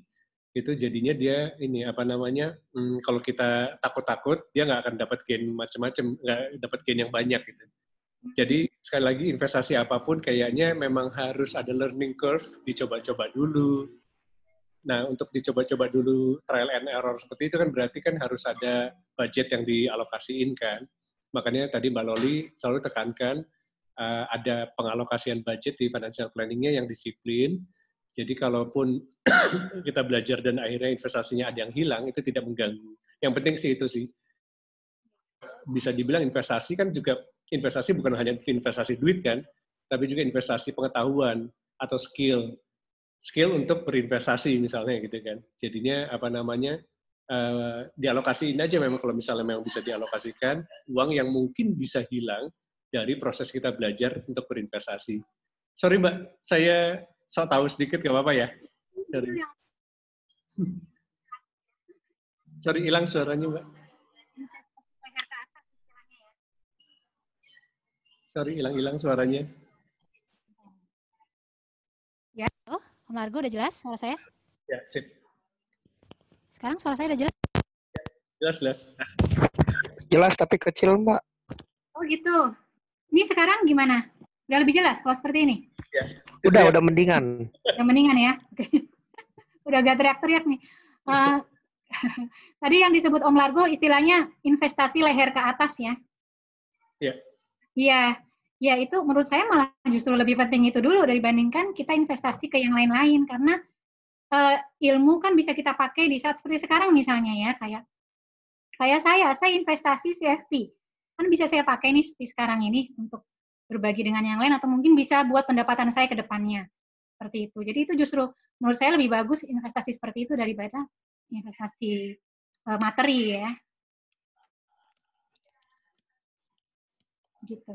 Tadi kalau yang terkait robot, robot ini punya perhitungan nih sama seperti sebenarnya banyak aplikasi yang udah seperti itu ya, cuma ini dia mengistilahkan aja robot. Dia punya perhitungan teknikal ya, penilaian perhitungan teknikal untuk membeli saham.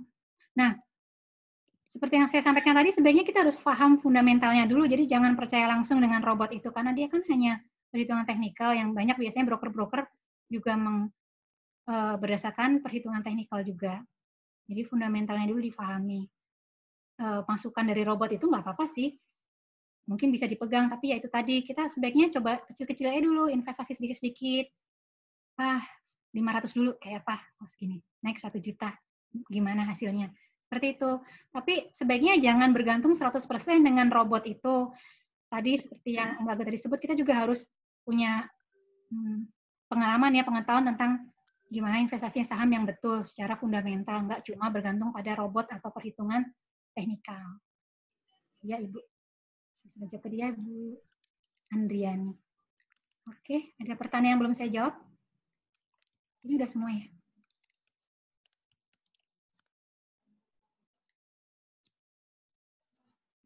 Ya, kayaknya sih udah ya. Nah, udah semua? Ya, ya udah semua. Ya. Ya, waktunya juga pas, udah tinggal 1 menit lagi kita akhiri. Kalau nggak ada pertanyaannya, ini masih ada pertanyaan nih Mas ini kayaknya. Oh, ada ya. Iya, monggo deh. Oh, ini sih teman saya CFP, Pak Ginda. Pak Ginda, apa kabar? Dinar dan dirham. Boleh Pak, boleh. Berarti kan mata uang asing ya? Cocok juga Pak. Bapak mau ke Arab. Oke. Share IG dan YouTube. Oh, saya ketik aja di sini ya Pak Martua. Kalau IG saya nggak khusus keuangan ya Pak Martua, itu lebih banyak ke hobi saya dekor. Dekor rumah maksudnya. IG Lolita. YouTube saya juga sama.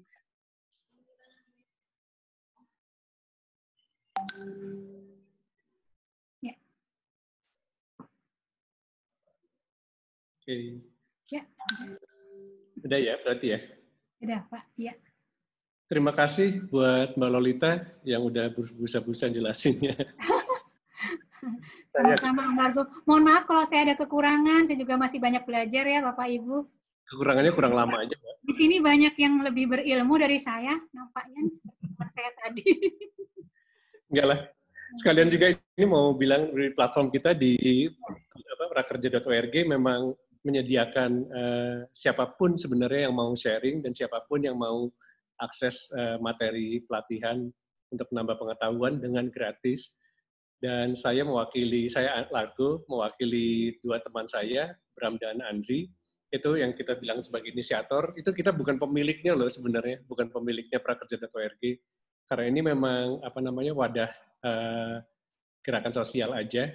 Jadi siapapun yang mau kontribut, kita persilahkan sekali, dengan sangat senang sekali kita sambut, khususnya bagi teman-teman yang mau sharing ilmunya. Nah, sharing ilmunya itu kita dibagi 2, bisa mungkin sudah punya konten YouTube sendiri, monggo di-upload di YouTube dan dikasih tahu ke kita linknya dengan mengisi 1 form sedikit lah gitu. Di situ supaya kita bisa kurasi kontennya apakah sesuai apa enggak gitu. Jadi kita hanya sekedar mengadministrasikan saja sebenarnya di prakerja.org ini. Berharap segala kontennya, segala perbaikannya itu bisa kita lakukan bersama-sama. Lalu yang kedua, kalau mau sharing ilmunya ya seperti sekarang. Banyak teman-teman bilang, saya mau sharing tapi saya belum punya videonya, belum siapin videonya. Kalau gitu nggak usah bikin video, mendingan kita bikin kayak semacam ini, live training. Live training itu berarti bisa bentuknya webinar gitu ya, tapi lebih interaktif, ada pertanyaan dan segala macam. Atau juga kalau perlu ditambahin moderator supaya bisa mengalir dengan enak gitu materinya juga boleh gitu, kita fasilitasi seperti itu. Jadi nggak perlu sampai bikin video atau materi yang terlalu gimana-gimana gitu. Pokoknya ada sesuatu yang mau share, tolong sampaikan ke kita saja gitu. Tinggal nanti kita diskusi apakah itu sesuai dan banyak yang membutuhkan apa enggak gitu. Dan kita sangat senang sekali menayangkannya, kita rekam juga, hasil rekamannya pun kita upload juga di YouTube nantinya. Jadi bisa juga buat promosi juga sebenarnya buat teman-teman kalau mau sharing sambil juga mengenalkan usahanya atau brand tentang personal brandingnya juga boleh juga, tidak ada masalah. Basically kita ini gerakannya benar-benar cuman sosial dan tidak memungut biaya apapun dan tidak memberikan insentif apapun kepada siapapun yang mengakses fasilitas kita. Saya mau sharing sedikit di sini tentang sertifikat ya, tadi saya janjikan. Yang namanya sertifikat itu sebenarnya yang perlu ini bentuknya nanti kayak gini kira-kira. Namanya Certificate of Attendance. Jadi cuman kita tidak memberikan penilaian apapun terhadap keikutsertaan. Jadi yang penting sudah mengikuti training ini. Lalu caranya begini. Pertama harus follow dulu igprakerja.org supaya kita bisa saling engage ya bareng-bareng. Lalu kirim email ke kita di admin@prakerja.org. Judulnya tolong harus persis. Namanya sertifikat, terus disebutin sertifikat, nama lengkapnya supaya kita gampang tulisnya di sertifikat, lalu acara live trainingnya yang terkait dengan sertifikatnya itu. Makanya di sini contohnya sertifikat Ahmad Fauzan menjadi pemandu wisata sejarah, nanti jadinya kayak gini. Oke, terus habis itu email ke kita. Attach screen capture-nya, jadi sekarang teman-teman silakan di screen capture aja yang menampilkan orangnya Anda gitu ya, kasih tanda deh gitu bahwa itu nama saya gitu, atau namanya saja juga cukup gitu. Plus dengan screen capture sudah follow igprakerja.org di Instagram. Maaf nih masih manual, serba manual, jadinya mungkin akan butuh waktu beberapa hari untuk kita kirimkan sertifikatnya satu-satu. Benar-benar kita mengandalkan teman-teman yang volunteer gitu ya untuk mengerjakannya gitu. Jadi kalau ada apa-apa, ada kekurangan apa-apa, tinggal sampaikan ke kita. Mudah-mudahan kita bisa perbaiki bersama-sama.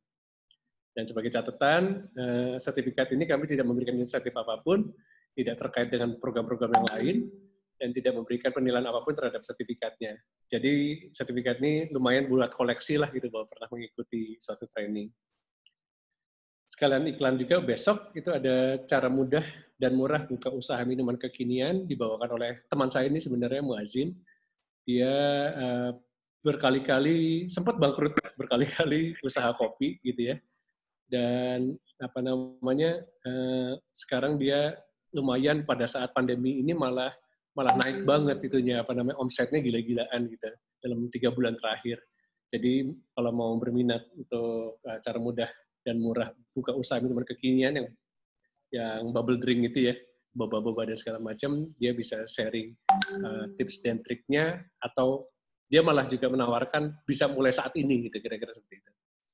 Oke, terima kasih, kita tutup acara live training ini. Terima kasih sekali lagi buat Mbak Lolita, rekan-rekan saya juga di prakerja.org, dan tentunya teman-teman yang sudah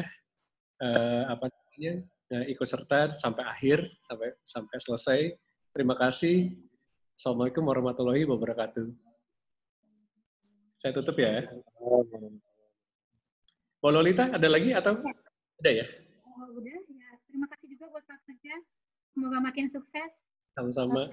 Berkah amalnya sangat ini bermanfaat buat semua. Semoga makin maju ya Prakerjanya. Oh ya, di foto, lupa, saya belum foto. Lupa fotonya.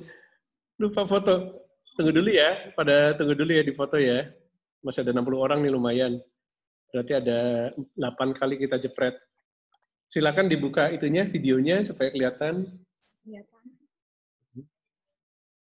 Oke, 1 ya. 1, 2, 3. Masih 7 lagi nih. Oh enggak, ding, cuma 3. Saya udah plus matanya. Yang lain nggak ada videonya, nggak apa-apa ya. 1, 2, 3. 1 kali lagi terakhir. 1, 2, 3. Oke, silakan juga kalau ada yang mau screen capture sekarang supaya nanti pas email bisa kasih ke kita untuk sertifikatnya. Oke, kita tutup, tapi saya masih belum leave channelnya sekitar 2-3 menit. Kalau siapa tahu ada mau foto, ada mau iseng. Mungkin recordingnya udah diudahin aja dulu Mas Oki. Di stop